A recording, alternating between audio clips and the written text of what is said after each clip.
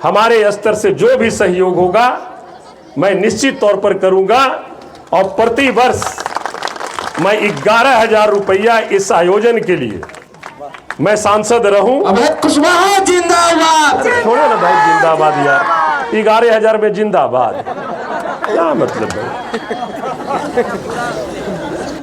हम अप्रैल में यहाँ पर पुस्तकालय भवन लिख देंगे, आपको भेज देंगे यहाँ से। भारत की प्रथम महिला शिक्षिका माता सावित्रीबाई फुले की जयंती के अवसर पर क्विज प्रतियोगिता के सम्मानित आयोजककर्ता और इस कार्यक्रम के सम्मानित अध्यक्ष सम्मानित शिक्षक आदरणीय रामाधार मेहता जी बड़ा ही खूबसूरत तरीके से इस मंच का संचालन कर रहे हमारे भाई रोहित मेहता जी, सम्मानित मंचासीन हमारे मित्र साथी भाई प्रमुख धर्मेंद्र चंद्रवंशी जी, इस पंचायत की सम्मानित मुखिया आदरणीय रेखा देवी जी, सम्मानित मुखिया प्रतिनिधि भाई पुट्टू यादव जी,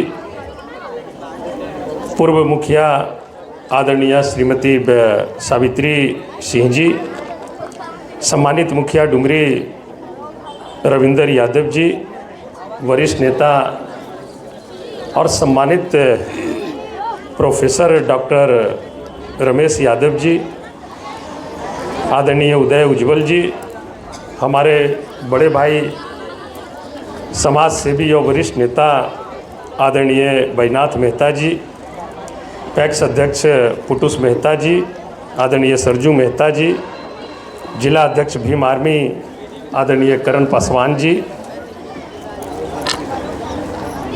सम्मानित नेत्री श्रीमती चंचला कुमारी जी, पंचायत समिति पप्पू मेहता जी, हमारे वाम सेब के सम्मानित अध्यक्ष भाई जितेंद्र अंबेडकर जी, एडवोकेट विनोद यादव जी, छात्र नेता चंदन कुमार जी, आयोजन कमेटी आदरणीय सुरेंद्र मेहता जी, रामचंद्र मेहता जी, आदरणीय नागेंद्र मेहता जी, अशोक मेहता जी, अभिषेक मेहता जी, अरुण मेहता जी, सम्मानित रामाधार मेहता जी, सम्मानित शिक्षक आदरणीय श्यामदेव मेहता जी, आदरणीय विजय ठाकुर जी, आदरणीय सिकंदर मेहता जी, हमारे पूर्व प्रमुख और पार्टी के वरिष्ठ नेता आदरणीय Manoj Yadav ji, AC technician group Amarpur के सभी सम्मानित सदस्यगण और भरौंदा राजकीय मध्य विद्यालय के सम्मानित प्रिंसिपल भाई अनिल जी, सम्मानित पत्रकार बलराम जी और आप उपस्थित सभी सम्मानित भाई सुनील जी, सभी सम्मानित हमारे अभिभावकगण, बड़े भाइयों, नौजवान साथियों, प्यारे बच्चों, माताओं, बहनों, आप सबको मैं माता सावित्रीबाई फुले जयंती के अवसर पर हार्दिक शुभकामनाएं और बधाई देता हूं। और माता सावित्रीबाई फुले, ज्योतिबा फुले, बाबा साहेब भीमराव अंबेडकर और जितने भी हमारे महापुरुष हैं उनके चरणों में मैं श्रद्धा सुमन अर्पित करता हूं। देखिए, सबसे पहले तो हम बधाई देना चाहेंगे ऋषिअब के जितने भी हमारे सम्मानित साथी हैं, अभिभावक हैं और इस आयोजन को वो बड़ा ही खूबसूरत तरीके से संचालित कर रहे हैं। उनको हम धन्यवाद देंगे, बधाई देंगे। खरमास ख़त्म हो गया और ऐसे में सरस्वती पूजा भी आ रही है और इस महीने में सावित्रीबाई फुले जी का जयंती समारोह ये कोई मामूली चीज़ नहीं है। जिन्होंने देश और दुनिया को एक शिक्षा के क्षेत्र में एक नया रास्ता दिखाने का काम किया। बहुत सारी बातों का जिक्र हमारे पूर्व के वक्ता ने किया, मैं उन बातों को दोहराना नहीं चाहता हूँ, लेकिन एक दो बात सिर्फ आप सभी लोगों से मैं कहना चाहता हूँ। हमारे बच्चे, हमारे अभिभावक, बड़े बुजुर्ग जितने भी हैं, सभी लोगों से, सावित्रीबाई फुले जी की जो प्रेरणा थी, जो उनकी सोच थी, और हमारे जितने भी महापुरुष हैं, उनकी प्रेरणा और सोच को किस रूप से हम साकार करेंगे, इस पर हम सभी लोगों को निश्चित तौर पर चिंतन और मंथन करने की आवश्यकता है। आज भी है, आज भी है। इसलिए मैं कहता हूं कि जिस तरह से हमारे महापुरुषों को, सावित्रीबाई फुले जी को किस तरह से पड़तालित करने का काम किया जाता था, वो पड़तालित करने वाले लोग थे कौन, और जो लोग थे वो आज कहां हैं और किस रूप में हैं, इस पर एक मंथन करने की आवश्यकता है पूरे जमात को, बहुजन जमात को। क्योंकि हम लोग कहने के लिए कह देते हैं, बहुत सारे लोगों ने, महापुरुषों ने हमारी लड़ाई लड़ी। ज्योतिबा फुले, सावित्रीबाई फुले शिक्षा के क्षेत्र का लड़ाई लड़ा तो समाजवादी विचारधारा के लिए, और समाजवादी विचारधारा के दबे कुचले सबसे वंचित समाज को अधिकार और हक दिलाने के लिए, चाहे बाबा साहब भीमराव अंबेडकर हों, जेपी हो, लोहिया हो, जननायक कर्पूरी ठाकुर हो, या बिहार लेनिन नहीं बल्कि भारत लेनिन अमर शहीद जगदेव बाबू, उन सभी लोगों ने लड़ाई लड़ी। बहुत सारे लोगों ने, हमारे महापुरुषों ने अपनी जान की आहुति भी दी।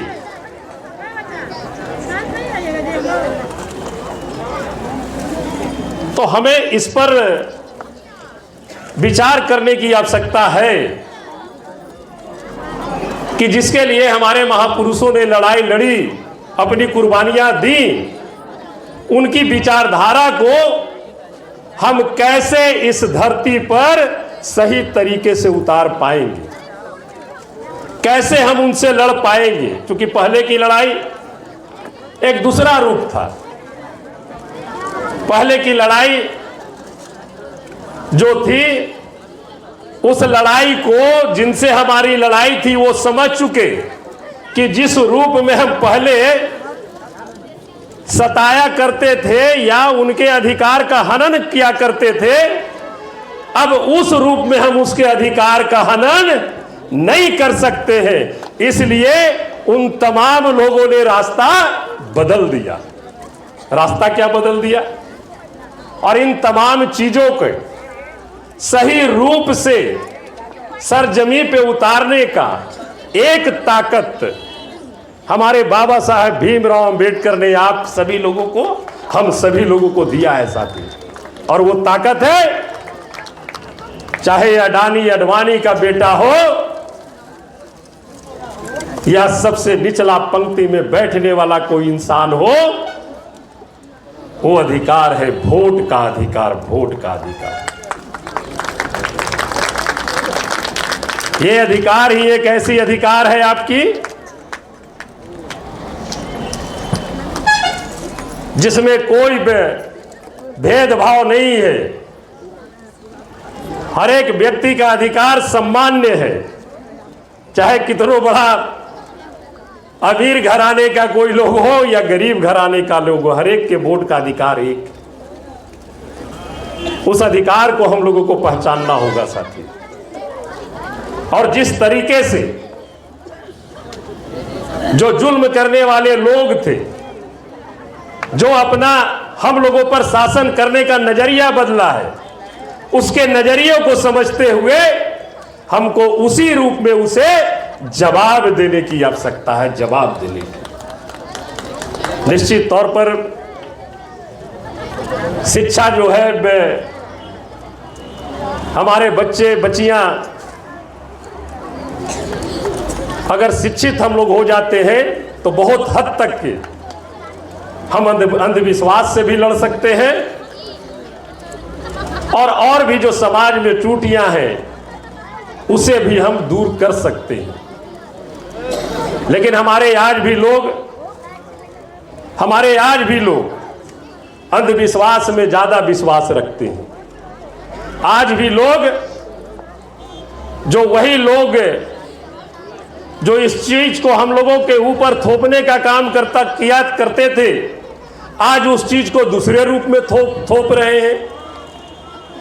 आप देखते होंगे, हम लोग भी देखे कि कहां से ट्रक पर बड़ा सा पत्थर लाद करके बाहर रास्ता पूजबैते जा रहे हैं।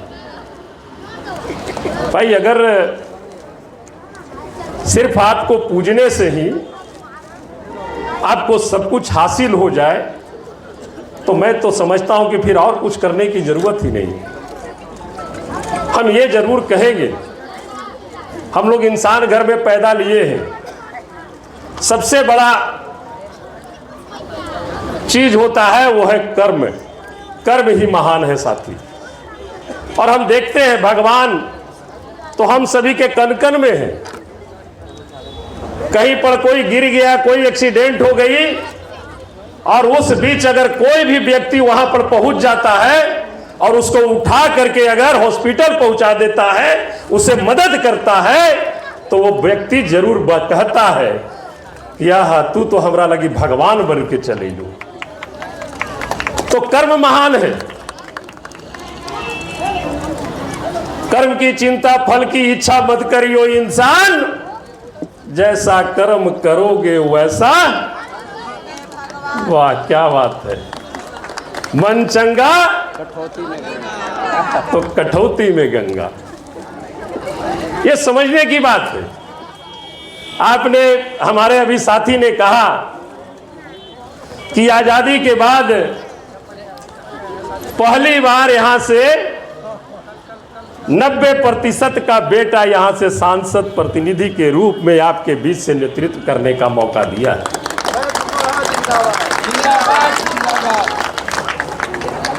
ये हमारी ताकत की देन नहीं है। ये ताकत आप सभी 90% के लोगों की एकजुटता और एकता की ताकत की देन है कि आपके बीच से अभय कुशवाहा सबसे उच्च सदन में पहुंचा है। ये आपकी एकजुटता की देन है।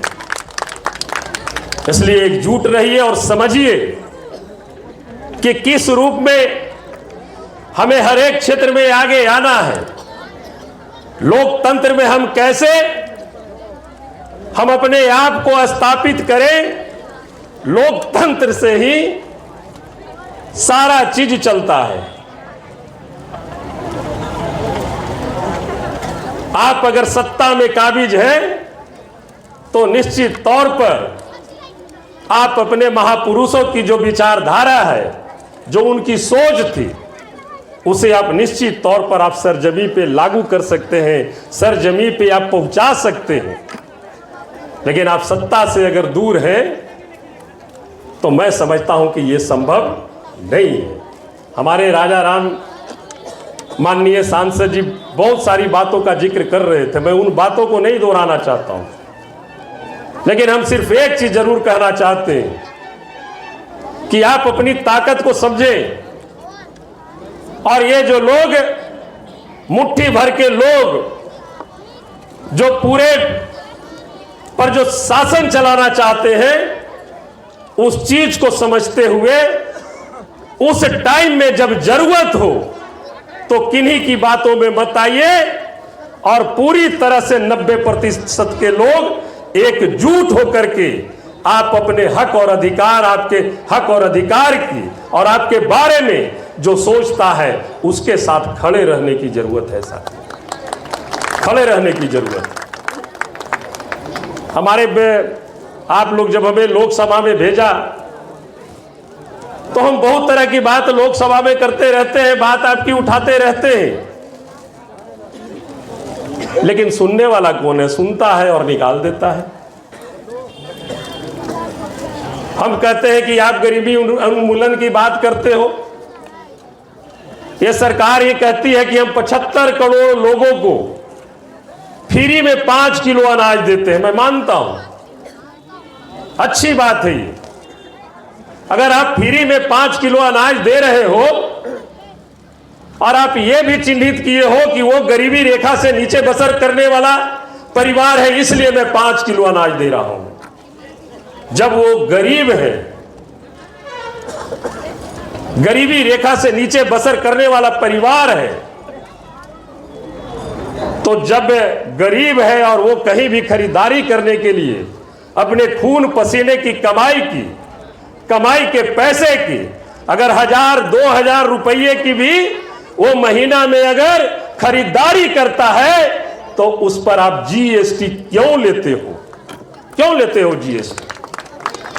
आप तो कहते हो कि वो गरीब परिवार है जिसे हम 5 किलो अनाज दे रहे हैं।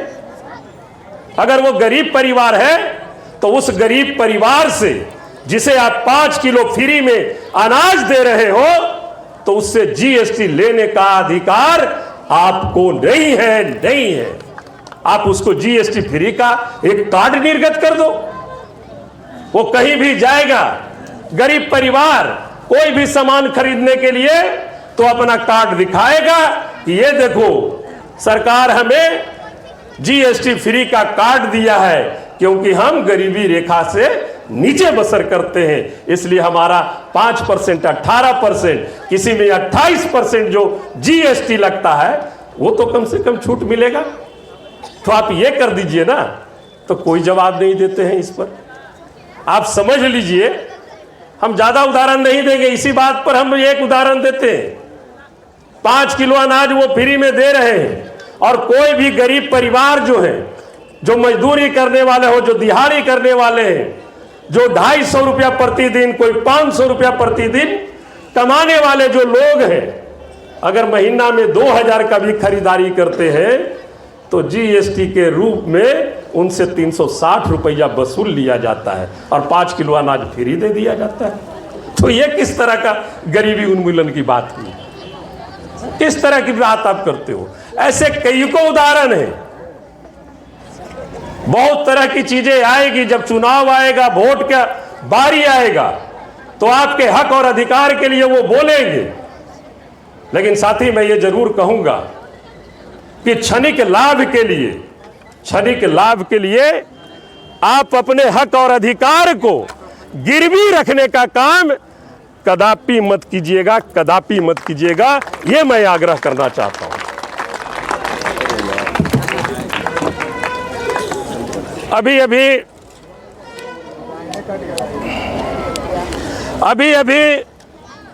हम लोग के यहाँ चुनाव हुआ, बिहार में चुनाव हुआ, आप लोगों ने भी देखा, सब लोग देखे। चुनाव के पहले सब कुछ चलने लगा, सारा चीज हुई। लेकिन ये मैं जरूर कहूंगा कि हम लोगों को समझने की ज्यादा जरूरत है कि चाहे वो राज्य की सरकार हो या केंद्र की सरकार हो, मुखौटा आगे कर करके उसके पीछे पे सत्ता पे हक और अधिकार किसका है, ये जरूर सोचने की जरूरत है। इस पर विचार करना होगा। 90 के पहले की स्थिति लोग बोलते हैं, हम राष्ट्रीय जनता दल से सांसद हैं, बहुत लोग बोलते रहते हैं 90 लालू जी थे, जंगल राज था। ये जंगल राज नहीं था, ये सिर्फ इन 20-25 सालों से सिर्फ जंगल राज का भय दिखा करके वो सत्ता पर काबिज रहना चाहते हैं। हम बताना चाहते हैं, 90 के पहले कांग्रेस पार्टी की सरकार हुआ करती थी। क्या स्थिति थी बिहार का, किस तरह का माहौल था? और कांग्रेस पार्टी के 90 के पहले जो शासन थी, उसके कोर वोटर कौन हुआ करते थे? कोर वोटर, ये समझ लीजिएगा। और वो जो 90 में कोर वोटर जो कांग्रेस के साथ थी, आज के दिन में वो कोर वोटर किस पार्टी के साथ है, आप अगर इसको समझ लीजिएगा तो सारे समस्या का समाधान निकल जाएगा। 90 में लालू जी सत्ता में आए, किस तरह का वातावरण था बिहार में? ऊंच नीच, छुआछूत, शोषण का माहौल था। और मैं तो ये दावे के साथ कहता हूं कि लालू जी के नेतृत्व में जो हमारे अमर शहीद जगदेव बाबू ने नारा दिया था, 100 में 90 शोषित है, 10 का शासन 90 पर नहीं चलेगा, नहीं चलेगा। धन धरती और राजपाट पे 90 भाग हमारा है। और उस नारे को लेकर, उस आवाज को लेकर लालू प्रसाद यादव जी ने बिहार में एक व्यवस्था परिवर्तन की बहुत बड़ी लड़ाई लड़ी। अगर वो व्यवस्था परिवर्तन की लड़ाई 90 के दशक के बाद नहीं लड़ी जाती तो आज हमें इस तरह का सुंदर बिहार देखने को नहीं मिलता साथी, देखने को नहीं मिलता, जिसे लोग जंगल राज कहते रहते हैं। आज क्या स्थिति है, चाहे राज्य की सरकार हो या केंद्र की सरकार हो, रियल रूप में अगर जंगल राज है तो वो आज का दिन है जंगल राज। आप कहीं भी चले जाइए, किसी भी ऑफिस में चले जाइए, सारे जगह पे भ्रष्टाचार है। कहीं भी जाइए, बिना घूस का कोई काम आगे बढ़ने वाला नहीं है। कहीं भी चले जाइए, कोई सुनने वाला नहीं है। तो जहां पर अफसरशाही हावी हो जाती है, उस जगह पे लोकतंत्र समाप्त हो जाती है साथी, लोकतंत्र समाप्त हो जाती है। जो काम ये आज राज्य और केंद्र की सरकार कर रही है। इसलिए हमारी आग्रह है इन सभी चीजों से अगर छुटकारा पाना है तो अपने बच्चे को शिक्षा के रास्ते पर भेजें। अगर वो शिक्षा के रास्ते पे जाएंगे तो निश्चित तौर पर अंधविश्वास से भी दूर रहेंगे और उनके हक और अधिकार के लिए कोई जो लड़ रहा है उसको भी एक अलग मजबूती निश्चित तौर पर मिलेगी। इसलिए हम पुनः धन्यवाद देंगे एसी टेक्नीशियन ग्रुप के अमरपुर के सारे टीम को और जिन्होंने भी इस आयोजन को ये करते आ रहे हैं। और निश्चित तौर पर हम एक घोषणा जरूर करेंगे आज कि यहाँ पर प्रति वर्ष आप सावित्रीबाई फूले जी के जयंती के अवसर पर ये कार्यक्रम और क्विज प्रतियोगिता कराते आ रहे हैं। आप हमेशा इस तरह से कराते रहिए। हमारे स्तर से जो भी सहयोग होगा मैं निश्चित तौर पर करूंगा और प्रति वर्ष मैं 11,000 रुपया इस आयोजन के लिए मैं सांसद रहूं। अमित कुशवाहा जिंदाबाद। छोड़ो ना भाई जिंदाबाद यार, 11,000 में जिंदाबाद क्या मतलब है? मैं सांसद यहां से रहूं या न रहूं, मैं जब तक जिंदा रहूंगा तब तक 11,000 रुपया प्रति वर्ष सावित्रीबाई फूले जयंती के अवसर पर क्विज प्रतियोगिता आयोजन के लिए मैं इस आयोजनकर्ता को यहां पर निश्चित तौर पर मुहैया कराते रहूंगा। ये मेरा वचन है आप। और एक चीज और मैं जरूर कहूंगा कि अभी हमारी माननीय मुखिया रेखा देवी जी ने कहा कि एक पुस्तकालय भवन का निर्माण यहां पर होना चाहिए। तो पुस्तकालय भवन के लिए अगर बगल में ही आप बना दें, मुखिया जी, पुट्टू जी प्रतिनिधि हैं, हम अप्रैल में यहां पर पुस्तकालय भवन लिख देंगे, आपको भेज देंगे, यहां से एनओसी करा करके आप भेजिए और मई जून से आप इसमें पुस्तकालय भवन में काम लगा दीजिए। निश्चित तौर पर दूंगा। हम लोग एक दो चीज और हम लोग करने का पड़ा, चूंकि सांसद है लेकिन फंड बड़ी कम है। एगो विधायक के मिला है एक विधानसभा पर 4 करोड़ और एगो सांसद के मिला है 6 विधानसभा पर 4 करोड़ 90 लाख। वो हिसाब से जोड़ लिया हूं कितना है 6 विधानसभा पर। तो फंड तो अलग चीज है, लेकिन विकास आपके लोग अगर, आपके बीच के लोग अगर लोकसभा या विधानसभा में रहते हैं तो बहुत तरह का काम ऐसा ही निकल जाता है बिन पैरवियों की। ये सोचता है आदमी कि चलिए भाई इनके सांसद हैं, इनके विधायक हैं, अगर इनका काम जो जेन्युइन है ना करिएगा तो कल होके विधायक जी से फोन करावेंगे, कल होके अपना सांसद से फोन करावेंगे। कितना काम तो ऐसा ही निकल जाता है। अब बाकी और भी जो काम है उन तमाम चीज़ों पर हमारी ध्यान है, उसको भी मैं रखने का काम करूंगा। और मैं प्रयास कर रहा हूं कि हर एक प्रखंड में महापुरुषों के नाम पर हम स्मृति भवन बनाने का काम करें। बाबा साहेब भीमराव स्मृति भवन, जननायक कर्पूरी ठाकुर स्मृति भवन, अब्दुल कलाम स्मृति भवन, जगदेव प्रसाद स्मृति भवन, ऐसे कई को स्मृति भवन बनाने का काम हम लोग करेंगे। फंड तो चूंकि कम है और हम लोग चाहते हैं कि हर एक प्रखंड में महापुरुषों के नाम से कम एक स्मृति भवन 15-15 लाख रुपए का हम निश्चित तौर पर निर्माण कराएं। बहुत जगह पे स्मृति भवन हम लोग दिए हैं। कोठी में APJ अब्दुल कलाम स्मृति भवन हम लोग का बन रहा है, जननायक कर्पूरी ठाकुर स्मृति भवन मदनपुर में बन रही है, जगदेव प्रसाद स्मृति भवन टेकारी में बन रही है। ऐसे बहुतों हैं। यहाँ पर भी औरंगाबाद में भी वीर लोरिक भवन स्मृति भवन, भामाशाह स्मृति भवन बन रही है। तो इस तरह से रूप में हम लोग काम करना चाह रहे हैं कि महापुरुषों के नाम पर अगर हम लोग स्मृति भवन बनाएंगे तो हमारे आने वाली जो पीढ़ी है उनके नाम को देखेंगे तो एक बार जरूर सोचेंगे और उनके बारे में जानने के लिए उनमें इच्छा होगी कि ये महापुरुष जो हम लोगों के थे ये क्या किए थे और किस चीज के लिए इन्हें माना जाता है, इन्हें सम्मान दिया जाता है। तो हमारे आने वाले पीढ़ी को भी एक नई प्रेरणा मिलेगी।